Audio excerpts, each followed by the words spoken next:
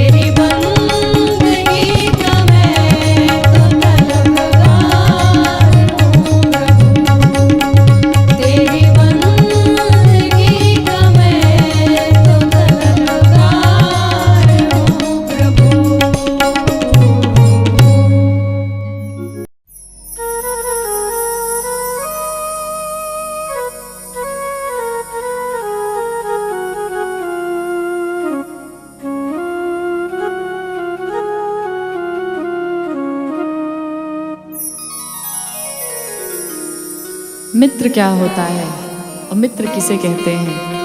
कहते हैं मित्र एक ढाल की तरह होता है जो हमारे सुख में तो सदैव हमारे पीछे चले, पर जब जीवन में दुख आए तो सदैव हमारे साथ ढाल की तरह खड़ा रहे। हमारे जीवन में दुख सुख विपत्ति कुछ भी आए तो सदैव हमारे साथ रहे। आइए मित्र क्या होता है इस भजन के माध्यम से सुनते हैं। कि हरदम कर जे विपत्तिया में मदतिया हो, संगतिया सच्चा हो के चाहिए। कि हरदम कर जे विपत्तिया में मदतिया हो, संगतिया सच्चा हो के चाहिए। हरदम कर जे विपत्तिया में मदतिया हो, संगतिया सच्चा हो के चाहिए। हरदम कर जे विपत्तिया में मदतिया हो, संगतिया सच्चा हो के चाहिए। मित्र सबका से बड़ दौलतिया हो, कि मित्र सबका से बड़ दौलतिया हो, संगतिया सच्चा हो के चाहिए। हरदम कर जे विपत्तिया में मदतिया हो, संगतिया सच्चा हो के चाहिए।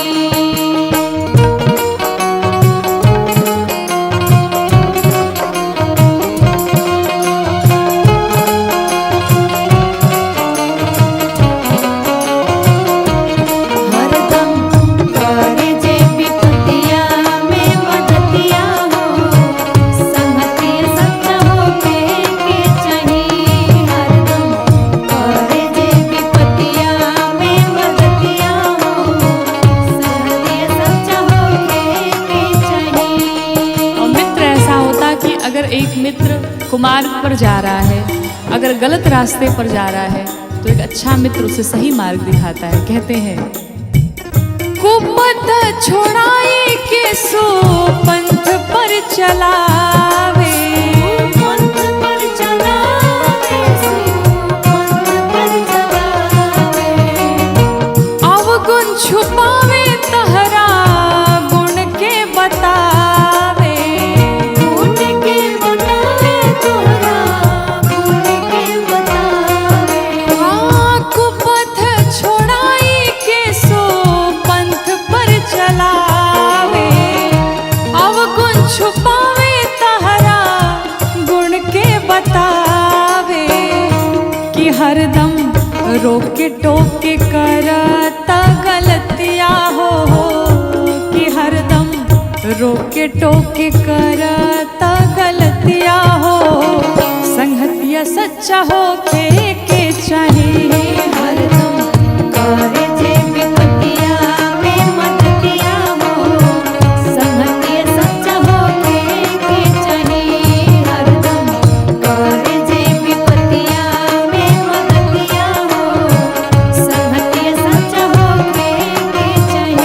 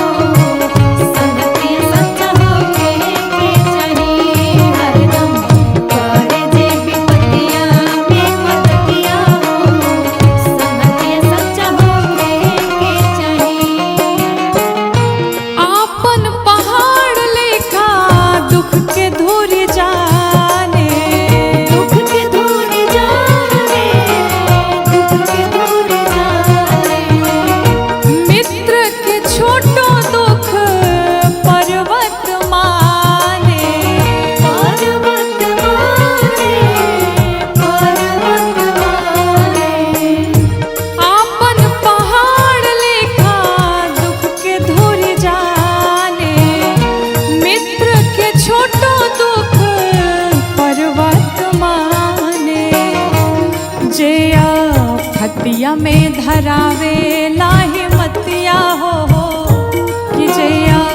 खतिया में धरावे लाहे मतिया हो, संगतिया सच्चा हो के चाहिए हरदम करे जे विपतिया में मदतिया हो, संगतिया सच्चा हो के चाहिए। हरदम करे जे विपतिया में मदतिया हो, संगतिया सच्चा हो के चाहिए।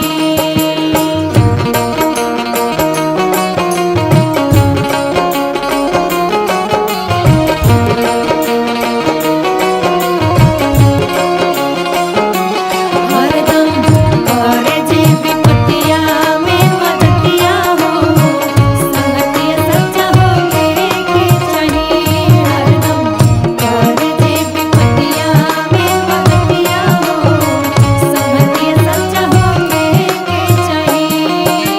और कहते मित्र ऐसा हो कि अपनी वस्तु हो तो वो अपनी ना समझे, वो अपने मित्र की ही समझे, और अगर मित्र की वस्तु हो तो वो भी अपनी ही समझे, कोई मन में शंका ना हो, कोई संदेह ना हो। कहते हैं देत लेत काबा होना शंका मन में करे, शंका मन में करे, शंका मन में करे। मित्र के मदति में हरदम तत्पारे, हरदम तत्पारे, हरदम तत्पारे। देत लेत काबा होना शंका मन में करे, मित्र के मदति में हरदम तत्पारे, कि राखे मौका को मौका जे जतिया हो, कि राखे मौका को मौका जे जतिया हो, संगतिया सच्चा हो के चाहिए। हरदम करे जे विपतिया में मदतिया हो, संगतिया सच्चा हो के चाहिए। हरदम करे जे विपतिया में मदतिया हो, संगतिया सच्चा हो के चाहिए।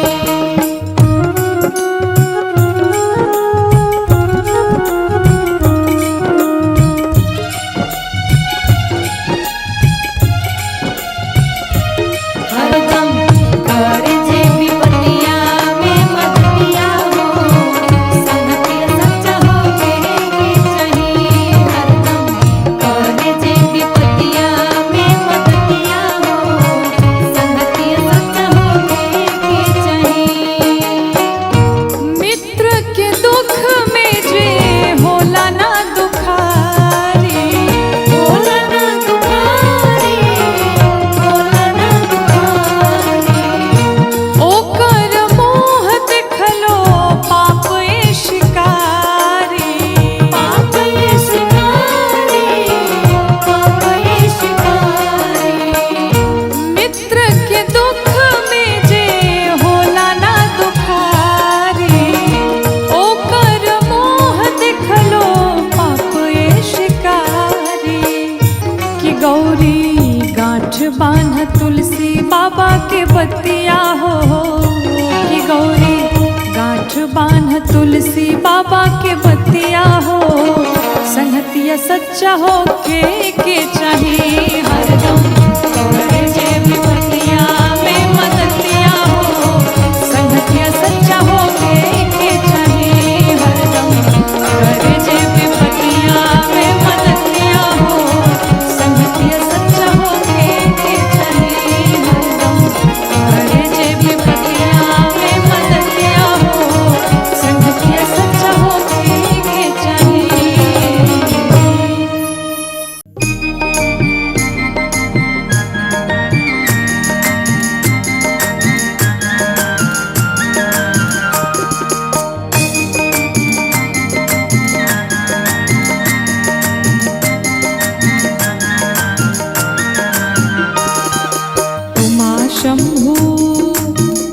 शंभु शुभ संवाद है, ये तो तुलसी दल का प्रसाद है। उमा शंभु शुभ संवाद है, ये तो तुलसी दल का प्रसाद है।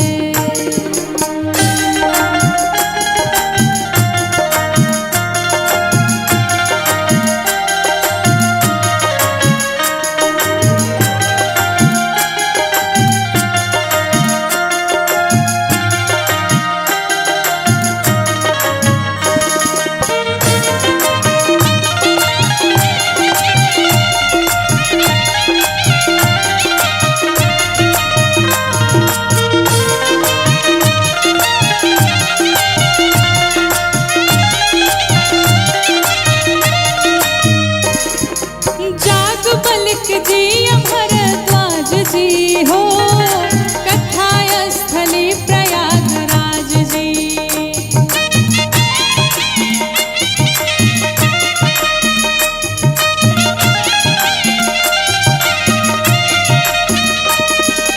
जागबल्क जी भरद्वाज जी हो, कथा स्थली प्रयागराज जी। भुसुंडिका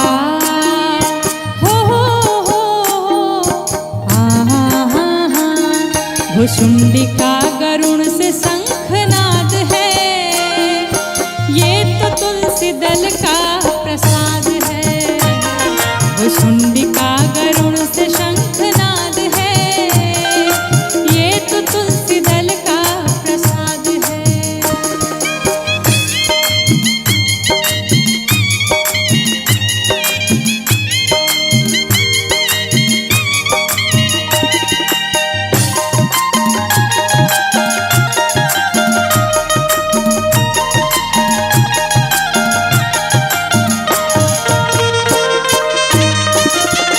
बड़े भाव से सभी लोग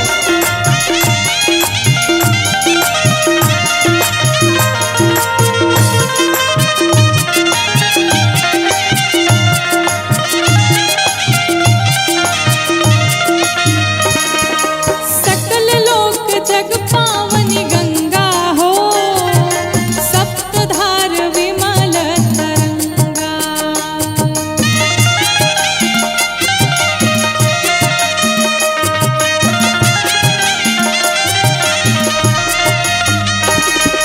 सकल लोक जग पावनी गंगा हो, सप्तधार विमल तरंगा। विश्ववंद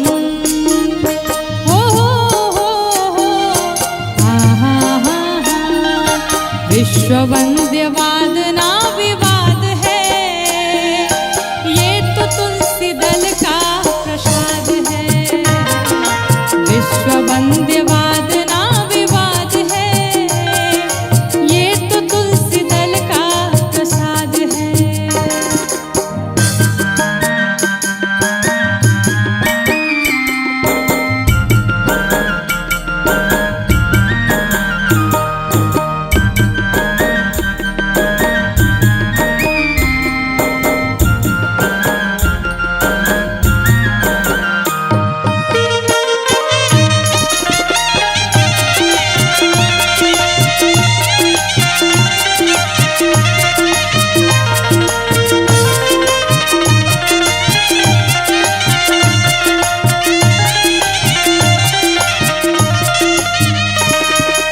नरहरि बाबा जी के चेला हो, शिकार दिए ग्रंथ अलबेला।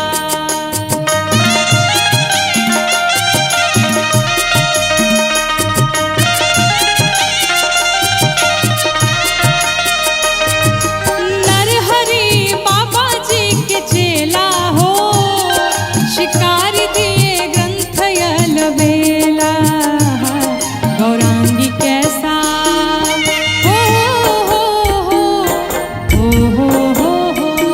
गौरांगी कैसा दिव्य इसका स्वाद है, ये तो तुलसी दल का प्रसाद है।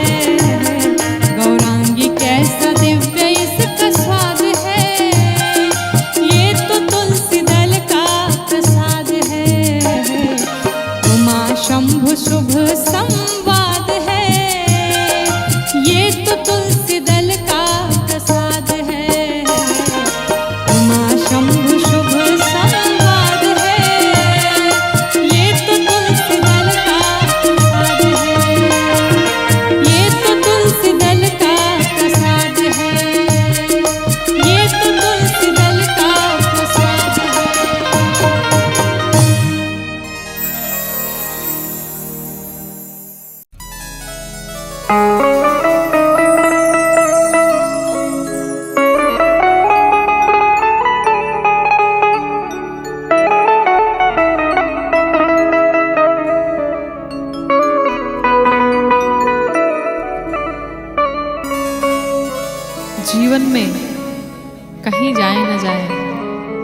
लेकिन भगवान से प्रार्थना करिए कि जीवन में एक बार श्रीधाम अयोध्या जी जाकर के अवश्य हो आए।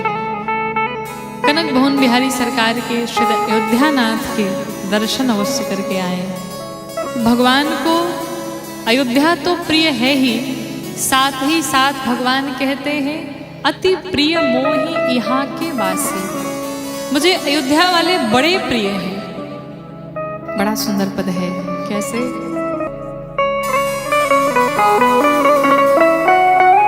ले चल अपनी नागरिया, ले चल अपनी नागरिया, अवध बिहारी सांवरिया, अवध बिहारी सांवरिया, ले चल अपनी नागरिया, चल अपनी नागरिया, अवध बिहारी सांवरिया, अवध बिहारी सांवरिया।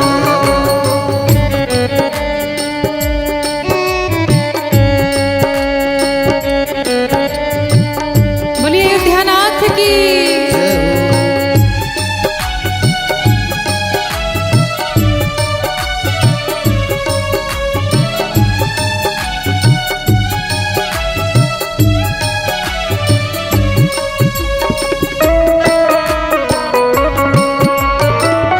अवध बिहारी सरकार की जय हो।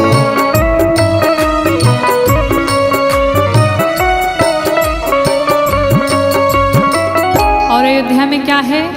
कहते हैं सरयू के तीरे अयोध्या नगरी, सरयू के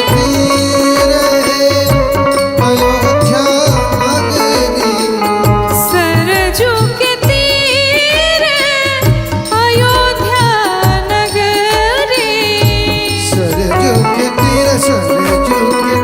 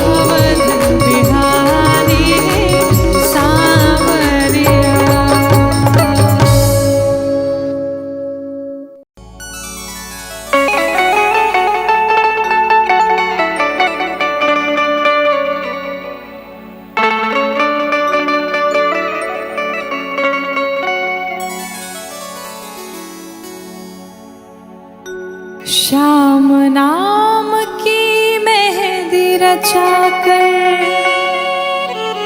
घूंघट में शर्माऊंगी। श्याम नाम की मेहंदी रचाकर घूंघट में शर्माऊंगी। बन के दुल्हनिया श्याम पिया के ब्रज नगरी अब जाऊंगी। बन के दुल्हनिया श्याम पिया की ब्रज नगरी अब जाऊंगी। श्याम नाम की मेहंदी रचाकर हो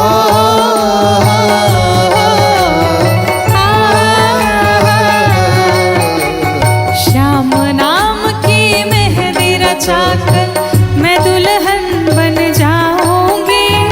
श्याम नाम की मेहंदी रचाकर घूंघट में शर्माऊंगी। बन के दुल्हनिया श्याम पिया की ब्रज नगरी अब जाऊंगी। ब्रज नगरी में जाऊंगी।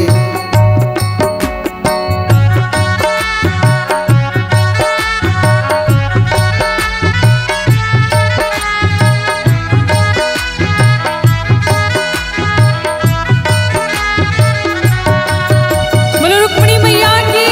जय हो।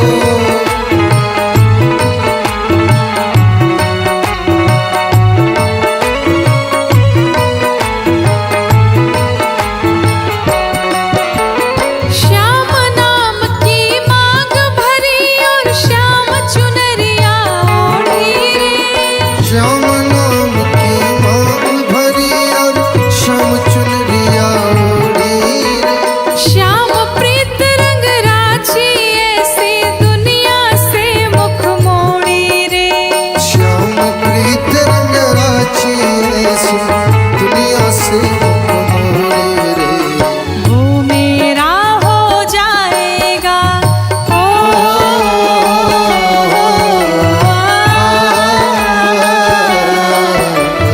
वो मेरा हो जाएगा और मैं उसकी हो जाऊंगी।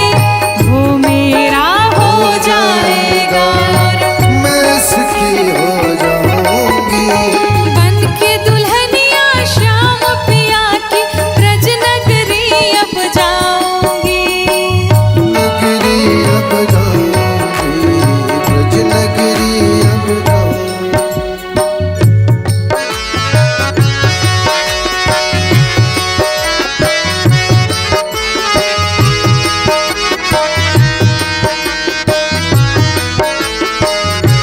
बड़े भाव से सभी लोग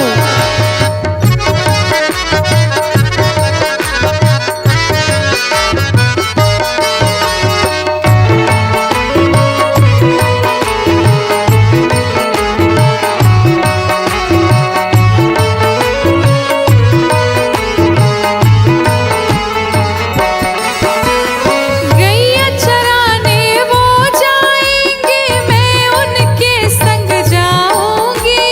गैया चराने वो जाएंगे मैं उनके संग जाऊंगी। श्याम बजाएंगे बंसी तो मैं खूब खुल के नाचूंगी। श्याम बजाएंगे बंसी और मैं खुल करके नाचूंगी। थक जाएंगे श्याम पिया तो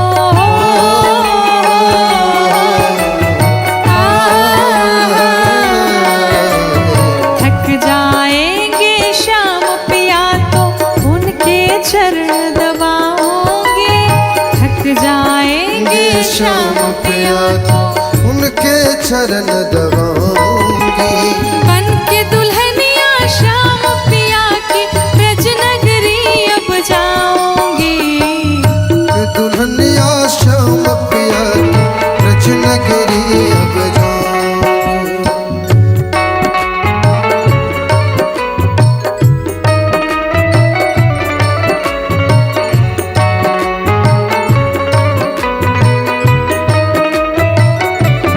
बोलो वृंदावन बिहारी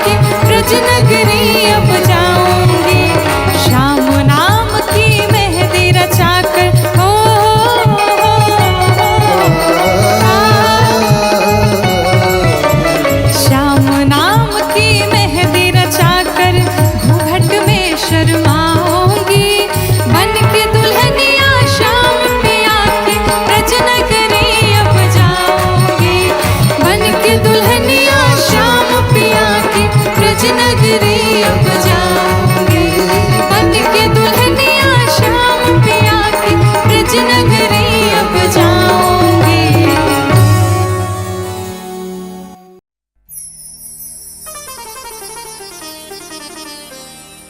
जीव को लगता है कि भगवान कुछ नहीं देख रहे हैं, हम कोई भी कार्य छिपा के कर लेंगे, लेकिन आप दुनिया से छिपा सकते हैं, जीव से छिपा सकते हैं, लेकिन जगदीश से नहीं छिपा सकते। भगवान राम को सब पता है आप किससे क्या छिपा रहे हैं, कौन सा कार्य कर रहे हैं। इसलिए भगवान से कोई कार्य न छिपा के किया जाए, भगवान के सामने आप जैसे हैं वैसे ही पहुंचिए। बंदे के दिल में क्या है मेरे राम जानते हैं, बंदे के दिल में क्या है मेरे राम जानते हैं।